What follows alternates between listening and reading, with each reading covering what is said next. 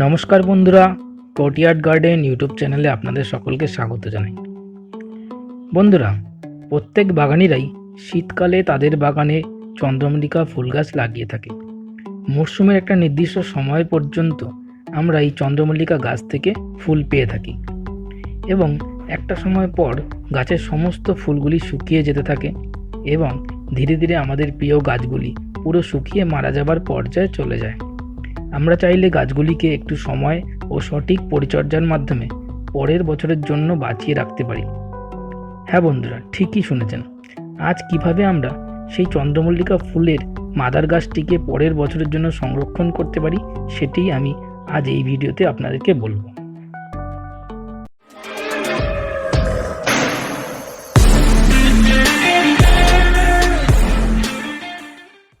বন্ধুরা, আপনারা যদি আপনাদের চন্দ্রমল্লিকা ফুলের গাছগুলিকে একটু ভালো করে লক্ষ্য করেন তাহলে দেখবেন আপনাদের চন্দ্রমল্লিকা গাছগুলি শুকিয়ে গেলেও গাছটির নিচের দিকে মাটি ভেদ করে কিছু নতুন শাখা বের হয়েছে, ঠিক যেমনটা আপনারা আমার এই টবে দেখতে পাচ্ছেন। যেন মনে হবে গাছটি বুঝতে পেরে গেছে আগে থেকেই যে এই পৃথিবীতে তার আয়ু শেষ হয়ে এসেছে, তাই সে তার জীবিত থাকা অবস্থায় তার পরবর্তী প্রজন্মকে সৃষ্টি করে যাচ্ছে। সব গাছে আমরা এমনটা দেখতে পাই না, তাই আমাদের মতো বাগানিদেরও উচিত চন্দ্রমল্লিকার ইচ্ছাকে সম্মান জানিয়ে তার পরবর্তী প্রজন্ম যাতে এই পৃথিবীর বুকে সঠিকভাবে বেড়ে উঠতে পারে আমাদেরকে সেই প্রচেষ্টাই করে যেতে হবে। চন্দ্রমল্লিকার মাদার গাছটির সংরক্ষণ করার জন্য আমাদের খেয়াল রাখতে হবে যাতে মাদার গাছটি সম্পূর্ণভাবে মারা না যায়। যেহেতু গাছের গোড়ার মাটি থেকে নতুন শাখা বের হয়েছে, তাই আমাদেরকে প্রথমে মাটির থেকে 6 থেকে 8 ইঞ্চি ওপর দিকে গাছটির সম্পূর্ণ কেটে ফেলতে হবে। কাটবার সময় অবশ্যই খেয়াল রাখবেন আপনারা যা দিয়ে গাছটিকে কাটবেন সেটি যেন অবশ্যই জীবাণুমুক্ত হয়ে থাকে। এবার বলি আমরা গাছটিকে কেন 6 থেকে 8 ইঞ্চি ওপর থেকে কাটব। অনেক সময় দেখা যায় গাছের কাটা অংশটি থেকে ডালটি শুকিয়ে যেতে আরম্ভ করে। আমরা যদি গাছটিকে সম্পূর্ণ গোড়ার দিক থেকে কেটে ফেলি তাহলে গাছটি শুকিয়ে গিয়ে পুরোপুরি গাছটি নষ্ট হয়ে যেতে পারে।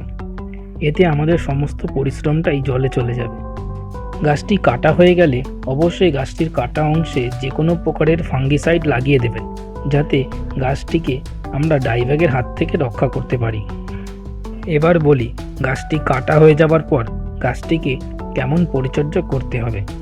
গাছটিকে যাতে কোন রকমের রোগ পোকার আক্রমণ না করতে পারে তাই অবশ্যই মাসে একবার যে কোনো প্রকারের কীটনাশক ও ফাঙ্গিসাইড স্প্রে করতে হবে। খেয়াল রাখতে হবে গাছের গোড়ার মাটি যাতে কোনোভাবেই শুকিয়ে না যায়। গোড়ার মাটি শুকিয়ে গেলে গাছটি মারা যেতে পারে, তাই নিয়মিত ও পরিমাণ মতো জল গাছটিকে দিতে হবে। এখন থেকে গাছটিকে সরাসরি সূর্যালোকে রাখা যাবে না। যে কোনো ছায়াযুক্ত স্থানে, অর্থাৎ যেখানে সরাসরি সূর্যের আলো না আসে এমন জায়গায় রাখা ভালো। গাছটিকে অবশ্যই বৃষ্টির হাত থেকে রক্ষা করতে হবে, তাই বর্ষার সময় গাছটিকে শেডের নিচেই রাখতে হবে। এভাবে পরিচর্যা করতে থাকলে দেখবেন গাছটি ধীরে ধীরে বেড়ে উঠেছে। পরবর্তী সময় আমরা চন্দ্রমল্লিকার মাদার গাছটিকে প্রোপোগেশনের মাধ্যমে নতুন চারা গাছ তৈরি করে নিতে পারব। বন্ধুরা, ধৈর্য ধরে আমার ভিডিওটি সম্পূর্ণ দেখবার জন্য আপনাদের সকলকে অসংখ্য ধন্যবাদ। আশা করছি ভিডিওটি আপনাদের ভালো লেগেছে। বন্ধুরা, ভিডিওটি যদি আপনাদের ভালো লেগে থাকে তাহলে অবশ্যই লাইক, কমেন্ট ও শেয়ার করবেন।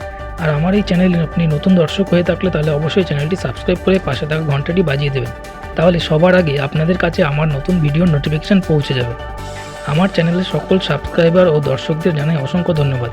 বন্ধুরা, এইভাবে আমার পাশে থেকে আমাকে সাপোর্ট করবেন। তো দেখা হচ্ছে পরের ভিডিওতে।